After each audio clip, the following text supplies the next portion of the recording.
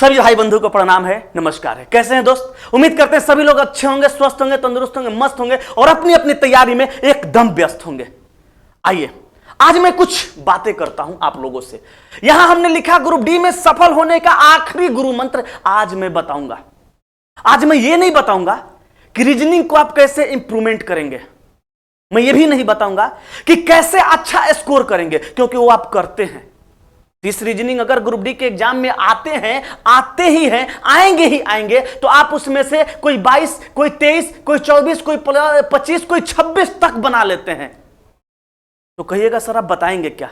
तो मैं बताऊंगा ग्रुप डी के एग्जाम में रीजनिंग का 300 प्रश्न कम समय में और कैसे बनाए, वो भी 100% सही। तो ध्यान से सुनो, हमने इसके लिए कुछ किया है। अगर हम आगे बढ़ते हैं थोड़ा सा, तो आपको लिखा हुआ है, चीते की चाल, बाज की नजर और शेर जैसी सोच रखो। शेर जैसी ही सोच क्यों रखो? इसके पीछे बहुत बड़ा कारण है। हमने रिसर्च किया इस शेर पे, तो पता चला कि ये शेर जो जंगल का राजा होता है, ये अपनी ताकत की वजह से नहीं होता है, क्योंकि इससे भी ताकतवर इंसान उस जंगल में मौजूद होते हैं। हाथी इससे ज्यादा ताकतवर है, लेकिन उसके पास दिमाग कम होने की वजह से वो जंगल का राजा नहीं, ये जंगल का राजा है। क्योंकि चला आप एक बात नहीं जानते हैं, इसके पास ताकत है, लेकिन उस ताकत का इस्तेमाल ये शेर कैसे करता है? तो अपनी सोच से करता है, अपनी स्मार्टनेस से करता है। ताकत का इस्तेमाल इस कदर करता है, सोचता है कि अगर मैं ताकतवर हूं और कहीं कोई मुझसे भी ज्यादा बड़ा ताकतवर मिल गया तो फिर तो मुझे मात दे देगा।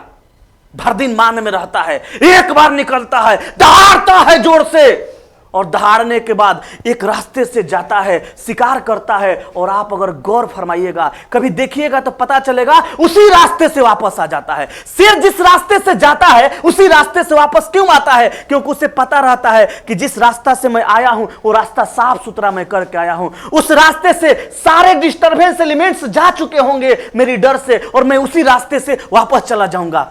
अगर ये दूसरे रास्ते से वापस आता, इसको बहुत सारा डिस्टरबेंस एलिमेंट्स मिलता और ये मारा जाता। आपको भी यही सोच रखनी है, चाल रखनी है चीते की जैसी, नजर रखनी है बाज की, और शेर जैसी सोच रख लो। तुम्हारा ग्रुप डी में सिलेक्शन होना इस बार पक्का है।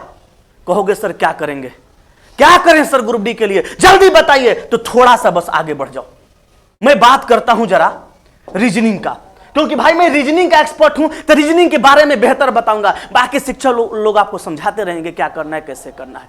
मैं बात करता हूं रीजनिंग का।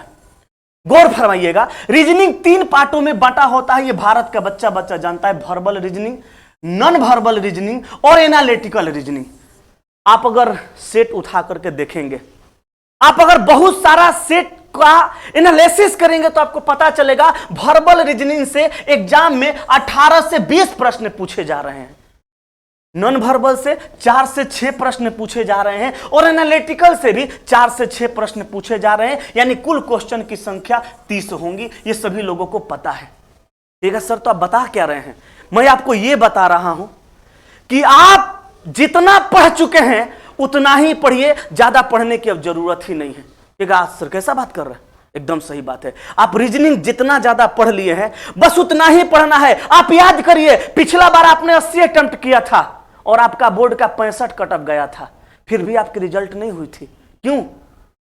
भाई आपने 80 अटेम्प्ट किया, 65 कट ऑफ गया, फिर भी आपका रिजल्ट नहीं हुआ। इसका मतलब यह हुआ कि 80 क्वेश्चन में से कुछ क्वेश्चन गलत हो गया था। यह भी बात सच है, आपने वही क्वेश्चन बनाया था जो क्वेश्चन के बारे में आप जानते थे, फिर भी गलत क्यों हुआ? कंफ्यूजन की वजह से गलत हुआ था। उसी कंफ्यूजन को इस बार दूर कर लेना है, सिलेक्शन पक्का। अब कहेगा सर कंफ्यूजन कैसे दूर होगा? कंफ्यूजन के लिए अधिक से अधिक प्रैक्टिस, अधिक से अधिक सेट बनाओ, अधिक से अधिक प्रैक्टिस करो और ढूंढो उस टॉपिक को, किस टॉपिक में तुमको प्रॉब्लम है, जिस टॉपिक में तुमको परेशानी है, उस टॉपिक को इतने बेहतरीन तरीका से पढ़ो कि अगला बार आपका परेशानी का नामो निशान मिट जाए। और उसके लिए मैं हूं तुम्हारे साथ। मैं ये बताऊंगा नहीं, करके दिखाऊंगा। प्रैक्टिस करवाने के लिए पूरे भारत का बच्चा का मैं ध्यान रखता हूं। प्रतिदिन 9 बजे रात में एसके झा चैनल पे फ्री क्लास देता हूं, और 20 प्रश्न ऐसे होते हैं जिस 20 प्रश्न में ताकत होती है, जान होती है, कॉन्सेप्ट होता है, और मैं उसको सिखाता हूं। और कल यानी 10 अगस्त से ऑफलाइन भी क्लास में खोल रहा हूं, जिसमें 20 क्वेश्चन का डिस्कशन कराऊंगा क्लास में, फेस टू फेस बैठ करके आपसे मैं बातें करूंगा, डिस्कशन कराऊंगा और वो भी 20 प्रश्नों में जान होंगी और मैं आपका सारा डाउट वहां पे क्लियर करूंगा। तो आप आ सकते हैं, अगर पटना में है तो आस एजुकेशन सेंटर कोचिंग में, एसके झा सर के कोचिंग में, मैं भी यही हूं और आप भी आइए यहीं पे, और तब देखिए हम लोग मिल करके क्या करते हैं। पता जानते ही होंगे ना, मुसल्लपुर हाट एक जगह है, उस मुसल्लपुर हाट में सब्जी मंडी के सामने आइएगा, ऐसे घूम के ताकिएगा ना अपोजिट साइड में, तो आपको एक बड़ा सा बिल्डिंग दिखेगा, वहीं आस एजुकेशन सेंटर है। आ जाइए आप, तब मिलके मुकाम देते हैं अपनी तैयारी को, अपने माता पिता को सपना को पूरा करते हैं। वर्बल रीजनिंग का 20 प्रश्न जो एग्जाम में पूछेंगे उसको कम समय में कैसे बनाएंगे, प्रैक्टिस से बनाएंगे। नॉन वर्बल का क्वेश्चन का आंसर कैसे देंगे, प्रैक्टिस से देंगे। एनालिटिकल रीजनिंग का क्वेश्चन का आंसर कैसे देंगे, प्रैक्टिस से देंगे। ज्यादा से ज्यादा प्रैक्टिस करेंगे, पढ़ेंगे नहीं। और प्रैक्टिस करते वक्त हम ये देखेंगे कि कौन सा टॉपिक मेरा कमजोर है, उसी टॉपिक को बेहतरीन तरीका से और पढ़ेंगे, तब जाके मजा आएगा। समझ गए बात को? तो मेरे दोस्त, मैं आज यही समझाने आया था आपको। वीडियो कैसा लगा आप जरूर बताएंगे और मिलिए आप हमसे। आज के लिए इतना ही। सबको प्रणाम, नमस्कार, बाय बाय।